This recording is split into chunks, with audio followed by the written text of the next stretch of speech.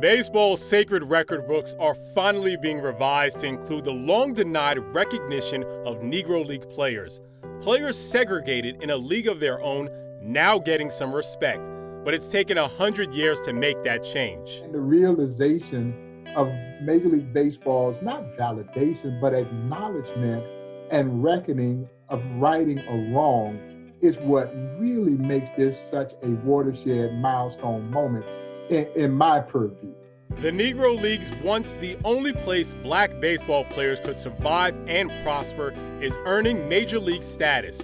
Records and stats of more than 3,400 players from 1920 through 1948 will now be a part of baseball's official history. We know that there are gaps in the pages of American history books. There are so many who have contributed to the greatness of this country, and their stories have never been properly told.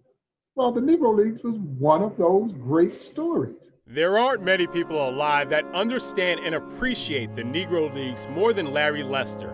He co-founded the museum in Kansas City 30 years ago. It also cried some tears of sadness in that players like Larry Doby and Minnie Minoso, Monty Irvin, and Joe Black didn't live long enough to see this incredible achievement.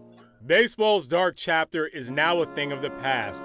Unfortunately, only a handful of Negro Leaguers are alive to rejoice the decision.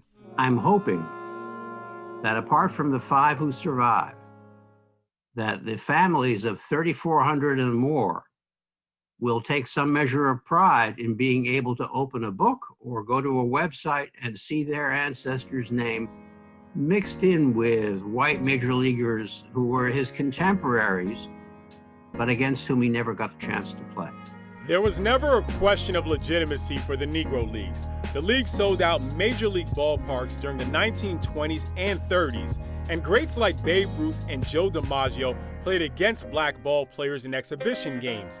Outside the ballpark, Negro Leaguers were reminded of their harsh reality. You ride into a town, fill the ballpark up, and yet you can't get a meal from the same fans who had just cheered you, or you can't get a place to stay.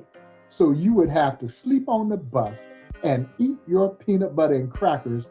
Their love of the game kept them going. From Hall of Famers Jackie Robinson and Willie Mays to legends Josh Gibson and Satchel Paige, the Negro Leagues produced some of the game's greatest. They inspired me in so many ways. There were times I thought about quitting, and I talked to one ball player by the name of Woody Smallwood, and he said, "Hey, dude, you can't fight unless you're in the ring." I'm like, oh man, so I didn't quit. So I'm still punching, and I will continue to promote the legacy of black baseball. Baseball's reclassification is a huge step in the right direction in making the diamond an even playing field. But there's still more work to be done when it comes to acknowledging the extent racism played in the game. We will never get a complete record of the Negro Leagues, and that's also part of the story. The reason why we don't have a complete record now, or we have what we have, is because of segregation and racism and black baseball not being covered on a daily basis by the press. We should always be reminded of those, as the late great Buck O'Neill said, who built the bridge. And the players in the Negro Leagues built this bridge so that others could cross over. And ultimately, Justin, that's what led us to this watershed moment on Wednesday. Justin Walters joins us in studio now. And Justin, once the stats are officially added to the record books, what's the next challenge going to be? Corey, that next goal is getting more Negro Leaguers into the Hall of Fame. Leading that initiative will be Larry Lester, who told me once the records are merged, he would like to compare white Hall of Famer stats with Negro Leaguers. A few players that easily can make an argument for are going to be Cannonball Redding, as well as Rap Dixon, who played in the first game ever with black teams at Yankee Stadium. There are currently 35 Negro Leaguers in Cooperstown.